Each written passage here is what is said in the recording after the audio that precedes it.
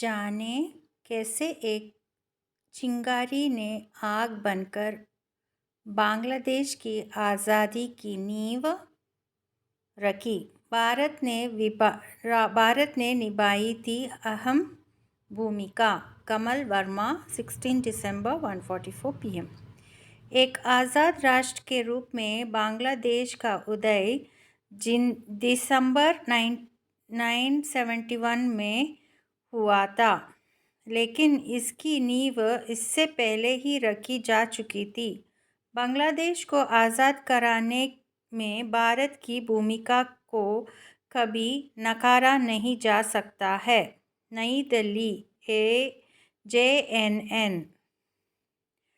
आज जब भारत विजय दिवस मना रहा है और बांग्लादेश अपनी आज़ादी का जश्न मना रहा है, तो हमें यह जानने की भी ज़रूरत है कि आखिर वो कौन सी घटनाएं थीं जिन्होंने आज़ादी की आग को भड़का कर रख दिया था।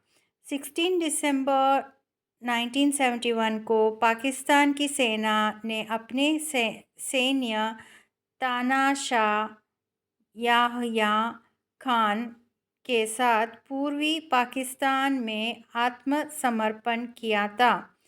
इसके साथ ही एक नए देश का उदय बांग्लादेश के रूप में हुआ था।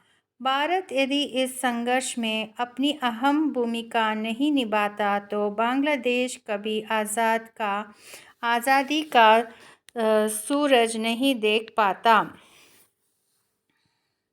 बांग्लादेश की आज़ादी की चिंगारी दरअसल काफ़ी वर्षों से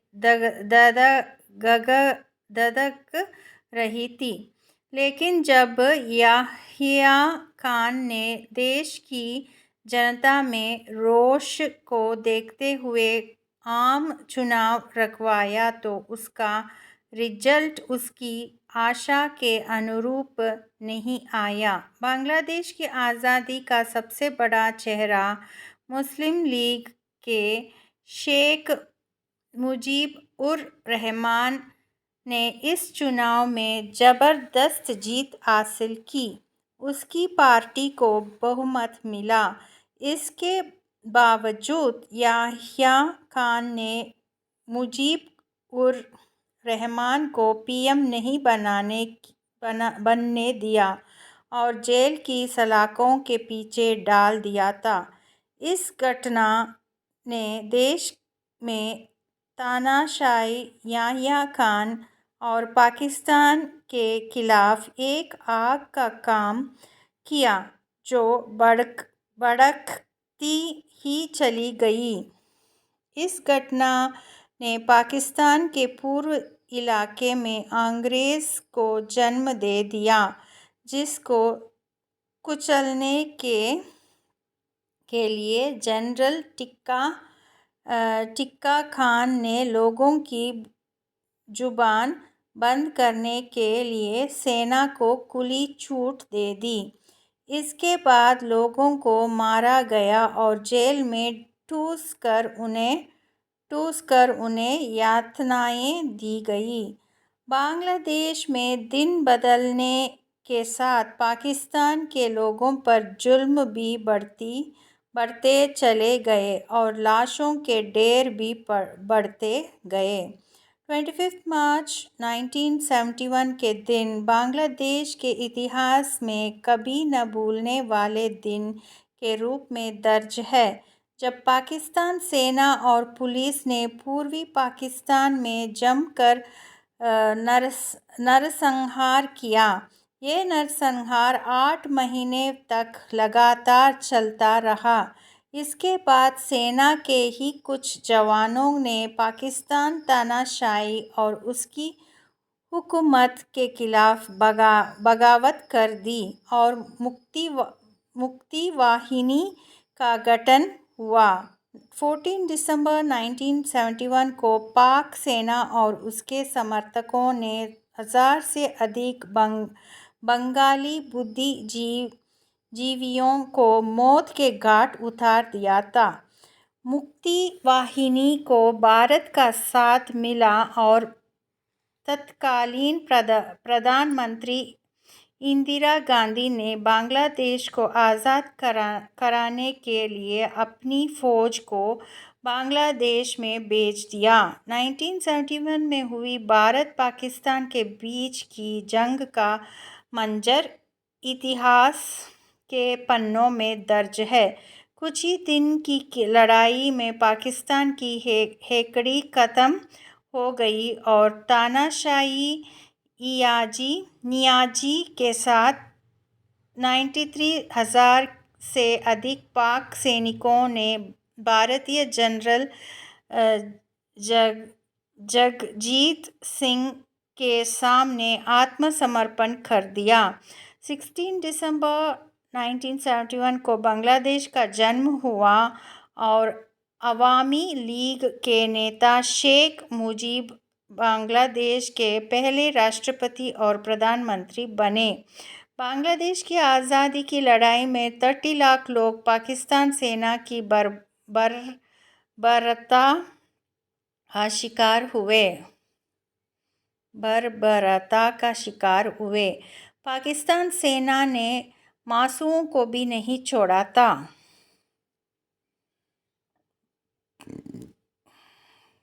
Go back.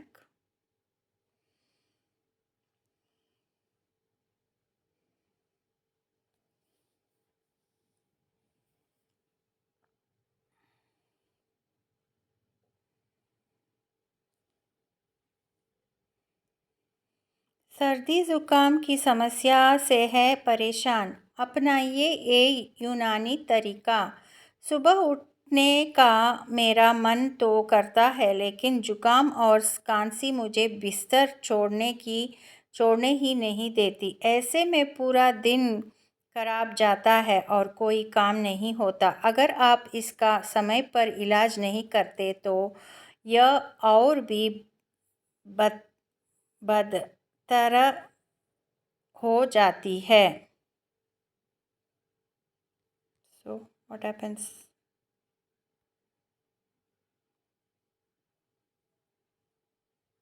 Okay, news not there.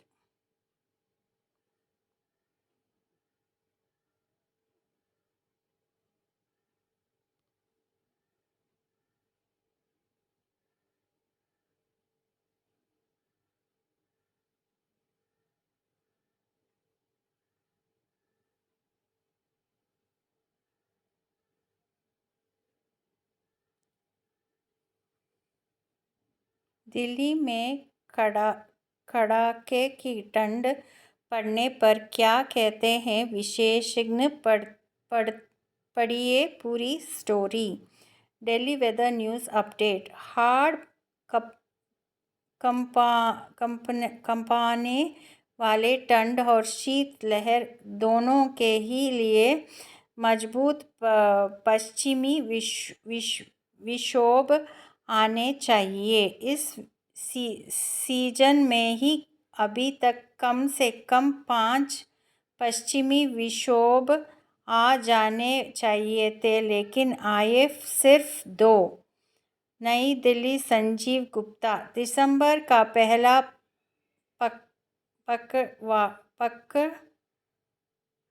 पखवाड़ा बीत गया, लेकिन हाड़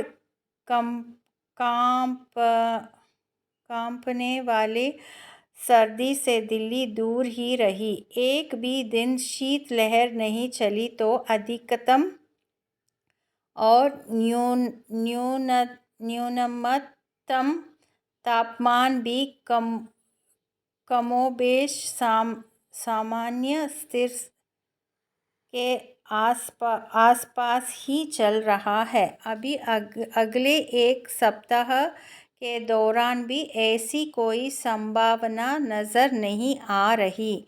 मौसम विज्ञानियों ने इस स्थिति के लिए मजबूत पश्चिमी विक्षोभों के अभाव और जलवायु परिवर्तन के असर को मुख्य वजह बताया है।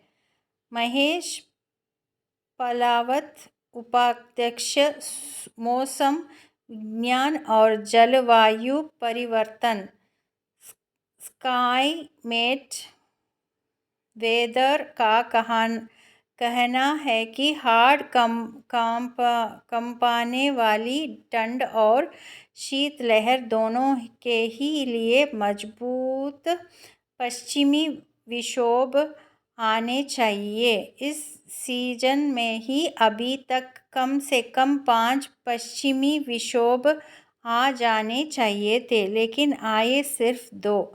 जलवायु परिवर्तन का असर को लगातार मौसम चक्र पर बढ़ रहा है।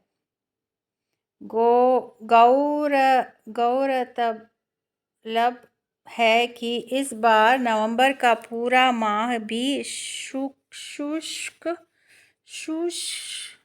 ही रहा है। ना एक भी दिन बारिश हुई और ना ही कोई पश्चिमी विक्षोभ आया। पहाड़ों पर बर्फबारी भी या तो 24 अक्टूबर को हुई थी या फिर 5 और 6 दिसंबर को। दिसंबर के पहले 15 दिन में अधिकतम व न्यूनतम तापमान भी क्रमशः 22.4 या 6.4 डिग्री सेल्सियस से नीचे नहीं गया। Finish. This news is over.